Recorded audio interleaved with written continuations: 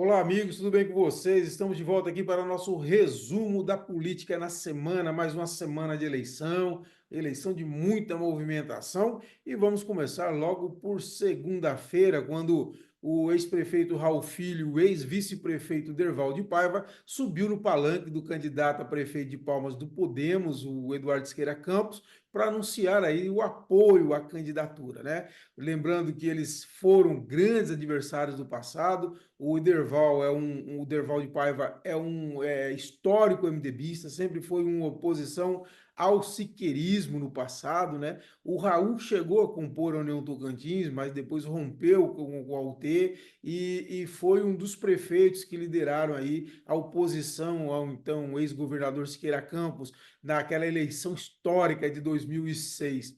Mas depois disso acabou a coisa se acomodando, eles foram se reencontrando. O Derval e o Siqueira, o Derval uma vez me contou que encontrou o Siqueira, tiveram uma boa conversa num restaurante, se não me falha a memória. O Raul também veio se aproximando mais, eu tornando mais flexível. Aquele radicalismo todo que do passado foi superado, né, naquele momento, daquele movimento histórico de 2006, 2005, 2006, e agora aí juntou nessa situação de aproximação deles e foram para o palanque pedir apoio para o Eduardo Siqueira Campos para as eleições de 2024 da capital. Lembrando que o Eduardo Siqueira passa a ter, da prática, né, 4 ex-prefeitos seu palanque. Ele próprio, que foi prefeito de Palmas, o segundo prefeito de Palmas, e depois o Raul, né, o Derval, que várias vezes assumiu a prefeitura também, né, nas viagens do Raul, e também o Carlos Amasta do PSB, que declarou apoio também ao Eduardo Siqueira Campos. Então aí uma mudança aí de apoio, um fortalecimento aí do palanque do Eduardo Siqueira Campos.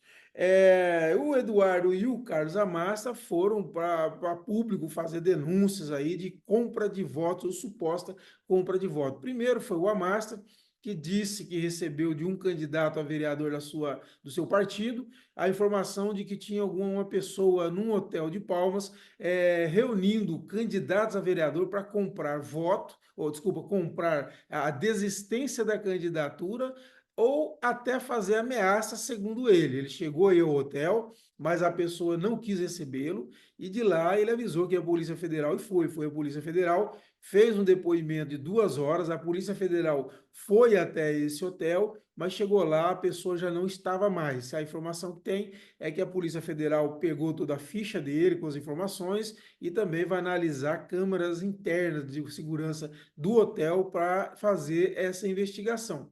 No dia seguinte, eu acredito que foi na terça-feira, o Eduardo Siqueira Campos, na verdade na quarta-feira, o Eduardo Siqueira Campos, ele também gravou um vídeo para o Instagram falando de compra de apoios de seus candidatos. É num dia, inclusive, que um dos seus candidatos a vereador anunciou apoio à candidata do PL, Jana de Valcari.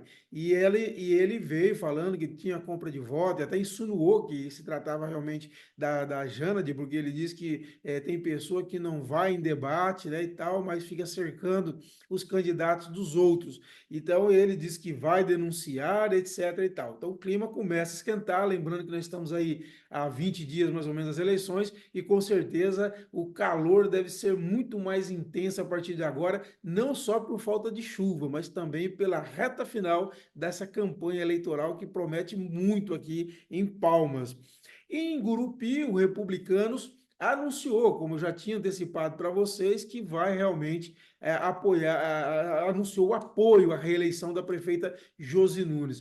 O partido, o presidente do Republicanos local, o Edinho Fernandes, ele mais 5 candidatos a vereador subiram no palanque de um comício da Josi nesta semana, e ele disse que são 7, como eu já tinha antecipado aqui também, que vão apoiar a Josi nesse momento, e ele fala que outros poderão chegar. Lembrando que o Republicanos ele tomou a decisão de ser independente nessa disputa lá de Gurupi. Depois dos 15 candidatos a vereador do partido, 13 decidiram apoiar o Eduardo Fortes, e aí a legenda disse para mim que dos 13, 9 estariam insatisfeitos. Então, desses 9, 7 agora, segundo o Edinho, já estão com a Josi, e ele disse que outros também irão para o palanque da prefeita de Gurupi. Bom, e nós tivemos um episódio político que não é eleitoral, que é da ACIPA, né, Associação Comercial Industrial de Palmas, e nós tivemos essa crise que a coluna do CT e no in-off eu tenho acompanhado a semana toda, trazendo para vocês a notícia dos bastidores dela. O que acontece? Todo mundo sabe que o presidente da CIPA, Joseph Madeira, ele está citado naquele inquérito da Operação FAMES 19, que apura irregularidades na compra de cesta básica durante a pandemia da Covid de 2020 e 2021. E ele chegou a ser preso por não entregar o celular, depois foi solto com a fiança de R$ 100 mil. Na sexta-feira da outra semana, alguns diretores se reuniram com ele e pediram para ele se afastar da presidência para preservar a imagem da instituição. Ele ficou de pensar. Na segunda-feira, esse grupo voltou a conversar com o Joseph, segundo alguns deles me disseram, e o Joseph bateu o pé, disse que não saía, não tinha porquê, porque ele só estava indiciado, não tinha nada, só estava citado, não tinha nem indiciamento, não tinha nada contra ele, e resolveu ficar. Em consequência disso, nesse momento, segundo o próprio Joseph, 10 diretores pediram um afastamento temporário da CIPA, né? E disseram que insistiam muito que o Joseph deixasse a presidência para preservar a entidade.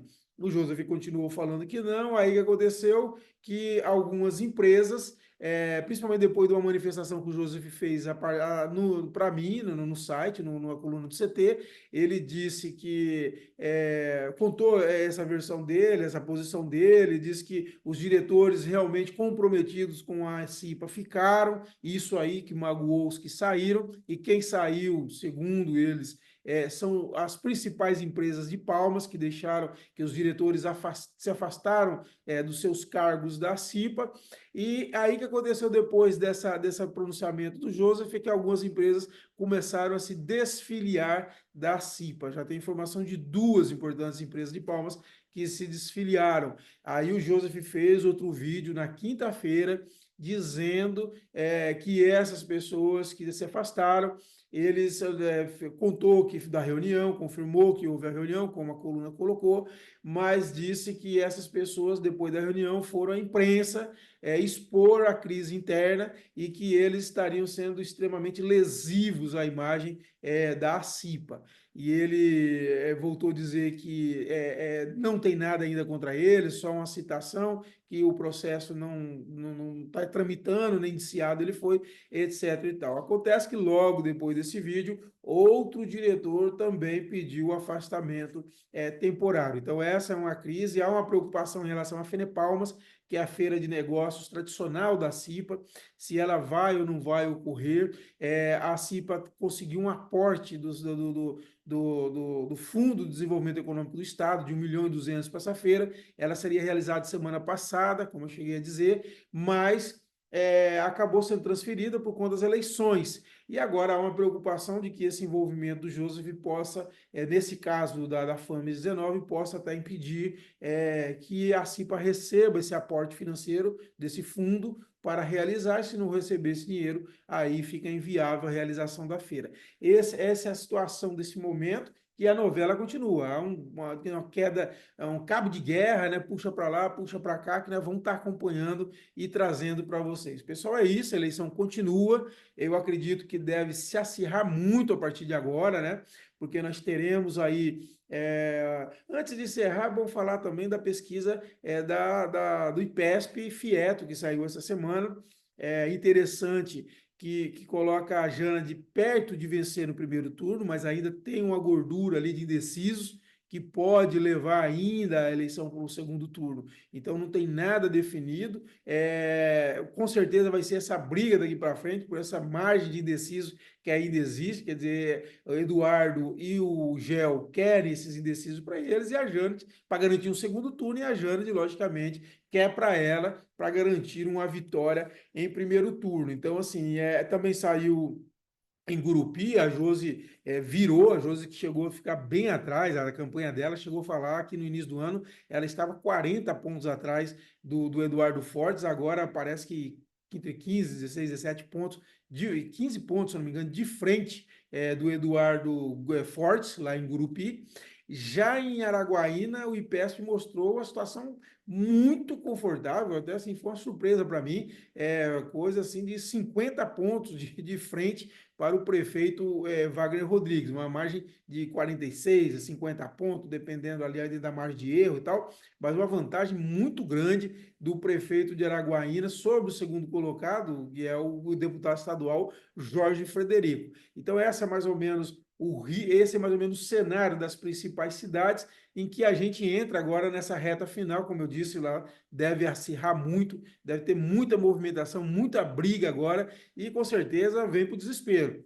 Vem muita denúncia, vem muita confusão daqui até o dia 6 de outubro, quando teremos a eleição em primeiro turno. E vamos estar acompanhando e trazendo semanalmente aqui todos os principais fatos para vocês, tá bom? Espero que tenham gostado. Nós voltamos na semana que vem com outro resumo da política do Tocantins. Um abraço a todos e até a próxima.